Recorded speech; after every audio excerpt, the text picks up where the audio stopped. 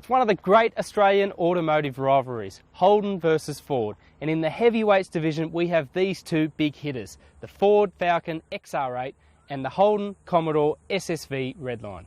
The battle line between Falcon and Commodore dates all the way back to 1978, a rivalry deeply etched into Australian history. For performance enthusiasts though, 2015 is about as good as it gets. For Ford, the new XR8 is a swan song model.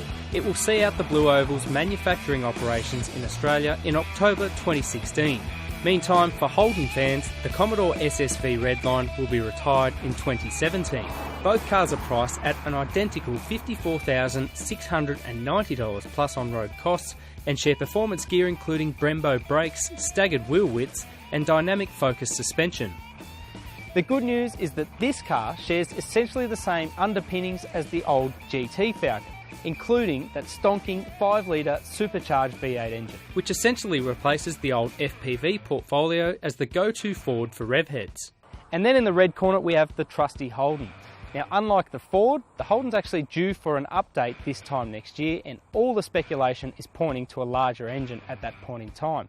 But until then, we've got a 6-litre naturally aspirated unit that produces 260 kilowatts in automatic guise. A classic battle always needs a classic test, the stopwatch. We begin with the Holden.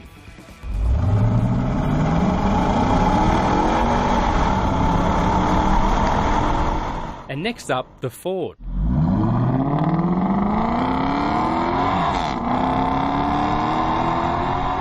The Redline made a quicker jump off the line, but beyond that it was the XR8 that sprinted away, racing to 100 kilometres an hour in a sprightly 5.2 seconds. Now, as we saw in the 0 to 100 testing just before, there is a clear advantage for the Falcon over the Commodore in the engine stakes. In daily driving, the power comes on quite progressively, but open the tabs, straight away it's really strong from down low, and from about 4,500 RPM, you notice a real kick as the supercharger comes on full whine. Now, this new Falcon is leaps and bounds ahead of the predecessor in 2010, particularly in the handling department. For an 1,861 kilogram sedan, the steering is really sharp off centre and it's actually quite agile.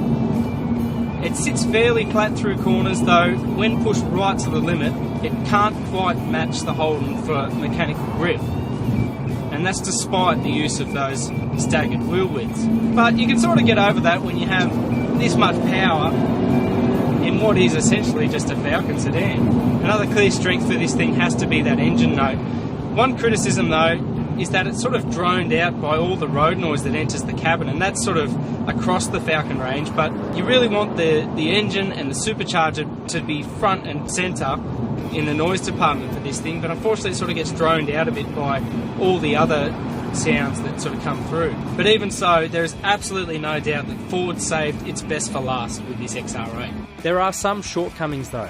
The ride's fidgety, there's noticeable road noise entering the cabin at all times, and it doesn't feel special enough to really justify its $55,000 purchase price. Some of those traits are instantly remedied in the Commodore, which appears to take a markedly different approach to the Falcon. Now, the big country, big car ethos is well and truly alive in the SSV Redline. It might lack the straight-out punch and oral theatre of the XR8, but as a big lazy 8-cylinder, it is perfect for country roads. Plenty of torque from down low, and the engine's matched to a really intuitive 6-speed automatic gearbox, and for 2015 includes the addition of paddle shifters. Now, based on our experience today, the 6-speed automatic in this car is decidedly more intuitive than the XR8's. The sports mode in particular is adaptive to your driving style, so if you do give it a bit of welly through the corners, it'll know to downshift quicker, and it becomes more aggressive based on your driving habits. But it also seems that this gearbox is more inclined to using the engine's torque rather than kicking back through the gears, particularly when you choose to plant your foot. Now, out on the open road, the Commodore is a much more hushed and refined car than the Falcon. It's quieter in its road noise, but it's also more compliant over bumps and probably an easy vehicle to live with day to day. That said though, it's still quite a capable cornering machine as well. It sits flatter and there's less demand on the tyres to keep the car in good shape. And you can throw it into a corner with plenty of reassurance, knowing that it's going to do what you want it to do. But the big criticism is that there's nowhere near enough noise.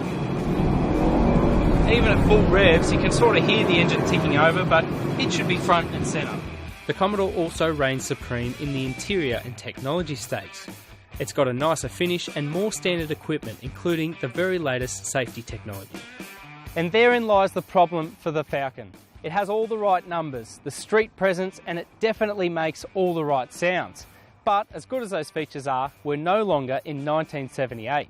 And in that light, it's hard to look past Holden's SS Commodore. It might not pack the same punch as the Falcon, but as an all-rounded sports sedan, it takes the cake.